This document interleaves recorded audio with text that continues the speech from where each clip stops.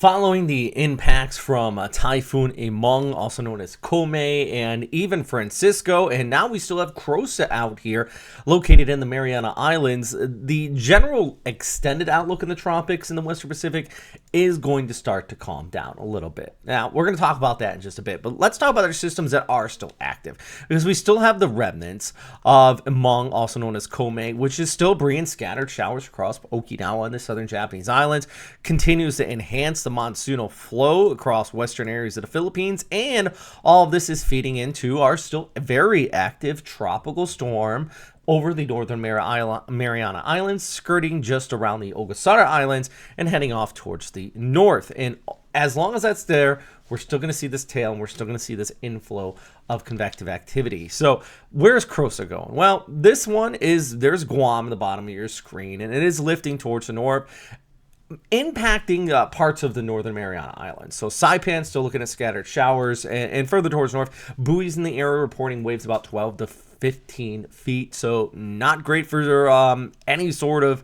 sailing out here or anything like that. But as this pulls away, I do want to note, especially for the northern Mariana Islands, maybe not so much Guam, but we are still going to see this tail. Look at the tail. Look at the inflow just towards the south of Krosa, wrapping it around it. And that is more or less the enhanced Tabagat that was impacting the Philippines being pushed further towards the east and kind of getting pulled along with Krosa as it pulls towards the north. So this is good news in the sense for the Philippines that could pull away that enhanced Tabagat and allow things to slowly start to improve back towards the west. But until that happens, we still got scattered showers in northwestern Luzon, but you see how this all lifts towards the north. So that means places like Visayas, Mindanao, eventually Manila by the mid part of the upcoming week is going to look at improving conditions there. And take a look, though, there is still more rain in the forecast.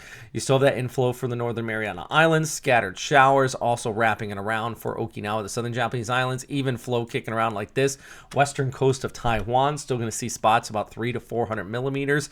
And yes, of course, the northwestern coastline of the Philippines, including Luzon here, where we, of course, had those major impacts from our Typhoon Imong. In fact, take a look at this image. It's actually the image that's been rotating right above me here, now below. Basically, that's the 48-hour microwave imagery, giving you an idea of just how that storm skirted the west coast of Luzon. And I'm actually going to do a full breakdown, kind of just look over what caused this to just do this unusual track. And of course, it was part of the Fujiwara effect.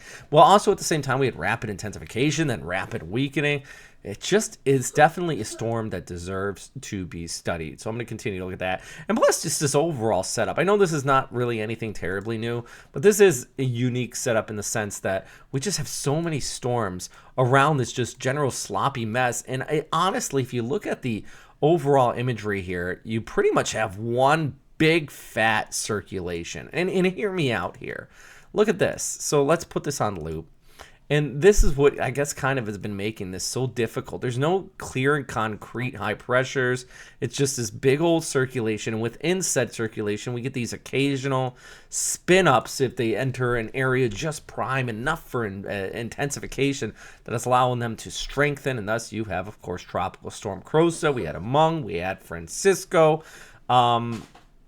It is just, and this one actually is still expected to become a typhoon, by the way, according to the Joint Typhoon Warning Center. So I'm going to do my best to continue to post on all of this, keep you guys all updated on what's happening here in the Western Pacific with this. But good news, I do expect it to continue to slowly start to weaken out. And even for, by the way, a little closer look at Okinawa here, Tuesday and Wednesday, you'll start to see some improvement as that moisture starts to reduce. And overall broader picture, you can really get a good idea of this overall flow I was talking about here, just like that, basically wrapping in on itself. So there is some improvements in the long range. Already starting to see that Mindanao and Visayas, although parts of Manila are still looking at the scattered showers for the foreseeable week. And hopefully by next weekend, I think for the most part, things are going to be drying out here for northern areas of the Philippines. All right. If you guys have any questions, though, please let me know in the comment section down below. I always like to hear your feedback. Check out our Patreon as well. Link is down below, especially if you're watching this on YouTube. Patreon is the reason why we're able to do what we do here at Western Pacific Weather. And I can't stress enough just how thankful I am that we have so many people that help make this channel possible. So a big shout out to everybody here. And yeah, as always, though, number one thing, of course, friends, is please stay safe out there. All right. Have a good day.